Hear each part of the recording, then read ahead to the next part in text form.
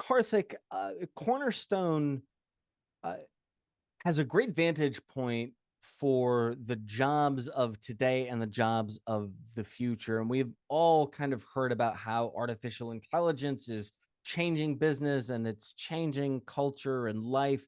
And it's definitely coming for our jobs. But help me understand the reality of kind of some of these hyperbolic reactions to generative artificial intelligence.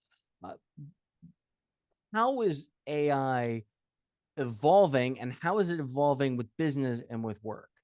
Absolutely. Listen, Dan, advancement of technology has always started off in its own adoption curve, right? Like till large scale adoption in terms of crossing the chasm. AI is a huge inflection point, much like internet or mobile, or even as some key tech leaders have said, as big as electricity, so to speak, within that. So there is obviously the unknown elements of it that we have to tread cautiously about. That said, AI is going to be a significantly powerful tool in defining the future of work, so to speak. Particularly, AI assisting human is going to help us get into more value added work significantly and completely change the trajectory of what skills looks like. World Economic Forum, I think, recently published that nearly half of the skills are going to be upgraded in the next 5 years. And almost 85% of employers and customers that I speak to feel that there's going to be a transformation in adoption of technology in the course of the next couple of years. So the growth and adoption curve is going to be pretty steep. A big part of this is us being responsible, making sure that we deal this with the right amount of inspection on privacy and security, on accountability and transparency, on mitigating bias. It's a huge personal focus just for ourselves. In terms of keeping human in the loop, right? So it is not completely unsupervised, so to speak, and it is constantly we're understanding the residual impact of this. And most importantly, doing this methodically and intentionally for us. Now, you use the term AI is coming after us. I think there is, I believe that it is bidirectional. There is a element of us where we want to invite the AI into our lives. We want to have the benefits of AI, much like electricity production lines or internet or mobile. There are elements that the positivity around that in up leveling job satisfaction, redefining the mundaneness of the work, enriching creativity in human, and truly unleashing the limitless potential in humans is also a big part of it that we want to invite. And if done right, this can actually bridge the gap between the haves and the have-nots. This can actually bridge the biases that we see today in a more systematic fashion, so to speak. But it has to be crafted in a fairly coordinated and intentional way. Cornerstone is embracing the advent of AI, so to speak, and we've done this since 2014, since our acquisition of a company called Evolve, our acquisition of a company called Clustery, which was focused fundamentally on skills, our own investment into taking multiple learning signals to significantly enrich the learning experience, tie it to performance, growth, upskilling, and career mobility. And most recently, our investment in AI has been in what we call the opportunity marketplace, where you truly let each and every person in a company control their destiny, drive upskilling, coaching, career mobility, and also in what we call our content studio, where discovery, curation, and creation of content is powered by AI. So there is a fundamental set of benefits to it as well that we need to embrace Can you carefully. share a few examples of industries that would be at the head of this, as to kind of paraphrase what you've described, uh, industries that might be at the head of this innovation and the bi-directional approach where we use it and invite it in as much as we kind of warily poke at it? Absolutely. I would be hard pressed to find industries that wouldn't actually be disrupted by AI and who are not on the forefront of inviting it. Medical technology and healthcare technology is significantly has AI implications on it in several and very, very positive way. For example, genetic interpretation, particularly with large-scale data, is significantly transforming. Medical testing, in vaccine management, so to speak. Some of our customers have explicitly stated to us on how AI combined with learning and combined with feedback loop has significantly enhanced their processes. Manufacturing productivity in the last 2 decades has been an all-time low relative to year over year compared to previous few years. Even software development, which was considered at one point in time actually at the most upstream of disruption, is being disrupted right now by AI. So I would be hard-pressed, Dan, to find an industry that is not disrupted or not going to be disrupted by AI, so to speak, which is why it's important both to have that accountability, transparency, privacy, security, and responsibility as a bucket put around this, but at the same time, also embrace it with human in the loop to ensure that these all are smooth, interoperable, and don't burst out of control. I know this is impossible to describe, but I'd like you to maybe give me an example of how I could use AI to assist work. You can't describe every role, every job, Absolutely. everyone has a particular set of Yep. circumstance. But for example, as a journalist, I use AI to summarize interviews, to Yep. create transcripts, and help me create outlines that have the best content in them. Yep. That's just one example. I wonder if you could give me a few more in different industries. Absolutely. Let me start off with a framework, and then we can talk about how specifically we see some of these things. The framework, there are two types, right? In some, you drive value, growth, customer impact, etc. And on the other side of the framework is productivity, utilization, improved engagement. So there is the external and the internal impacts of AI, so to speak. On here, there is transformational and transactional, certain things that are fundamentally changing the business model, right? Like you don't make a light bulb by continuously improving the candle, right? So you're kind of like transforming how some industries operate. And on the other side, you're making things better, faster, smoother, more productive, removing the mundaneness or the manual intervention within this.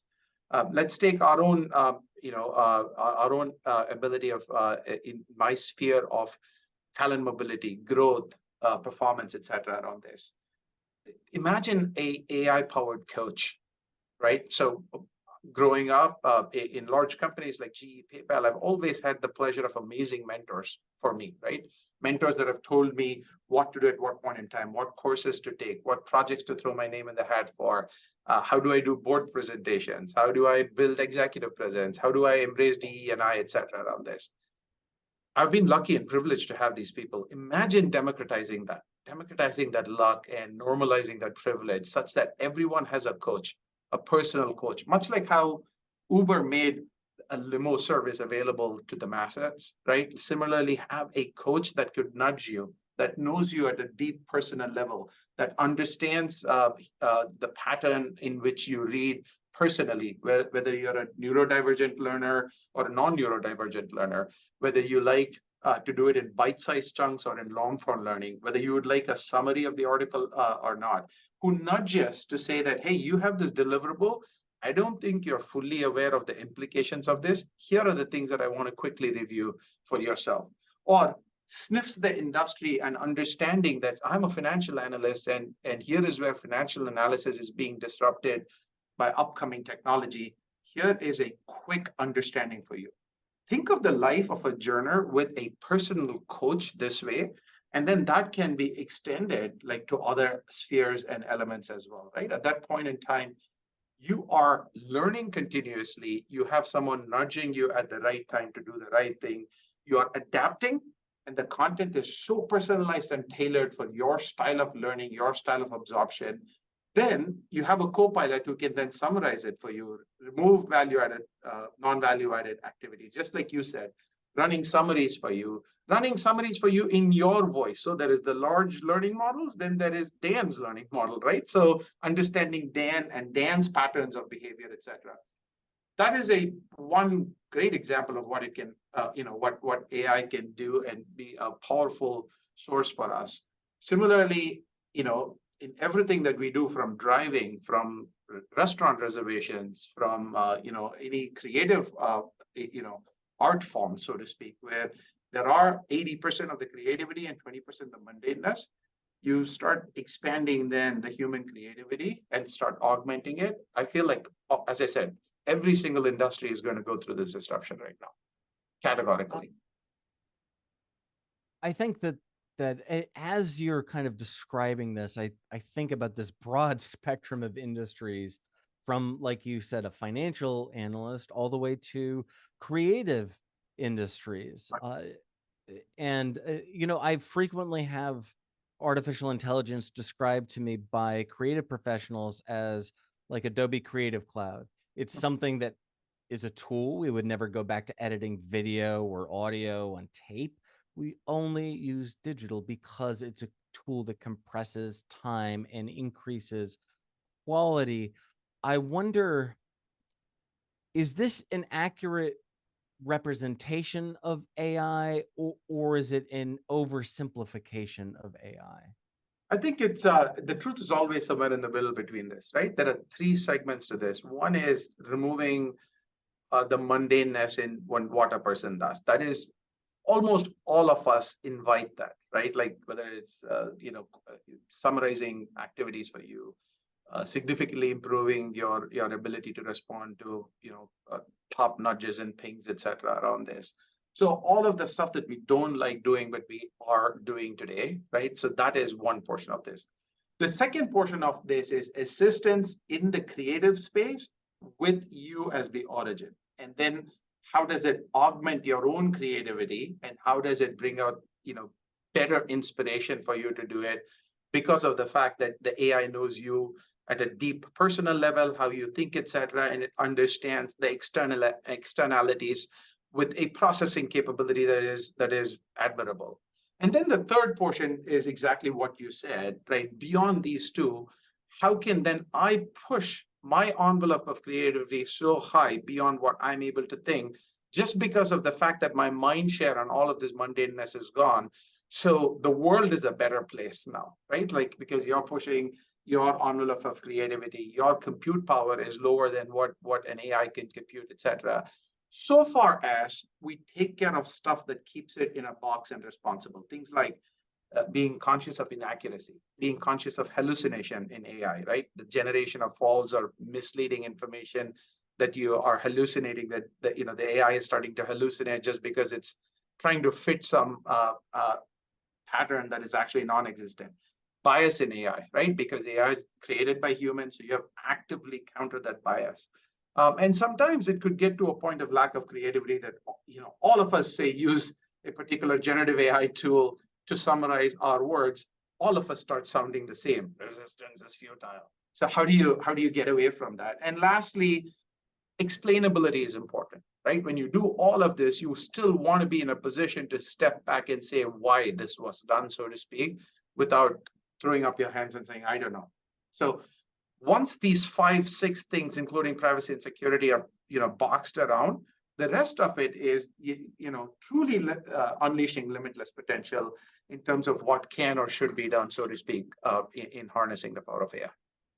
Last question for you. Often in AI, we talk about kind of the sci-fi future.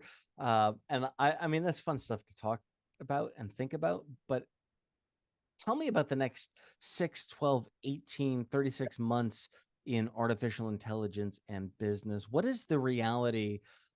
Is this a blip and a hype cycle just like blockchain was, or is this a real technology that will influence business, and what will the short-term play out feel like? Yeah. I believe the latter. I think particularly advancements in artificial intelligence is growing at a rate that is way more exponential than some of the other technologies have, so to speak, within that. It is here to stay.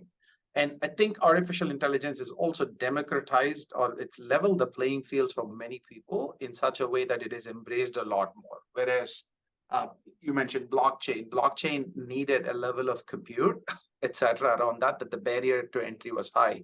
Whereas AI, particularly with the tooling that is available today, is highly democratized. So I think that this is a inflection point, without a doubt, and it's an inflection point with a very steep curve, and that has crossed the hype cycle in my perspective within that.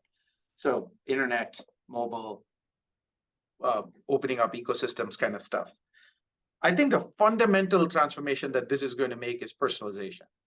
So there is going to be a sense of sense of me, right, in everything that I do.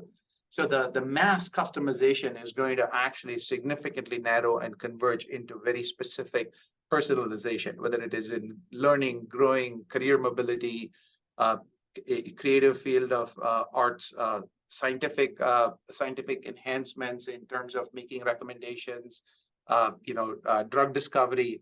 In all of this, it's going to converge to what in statistics we call an N of one, or a sample size of one for you, that is tailored.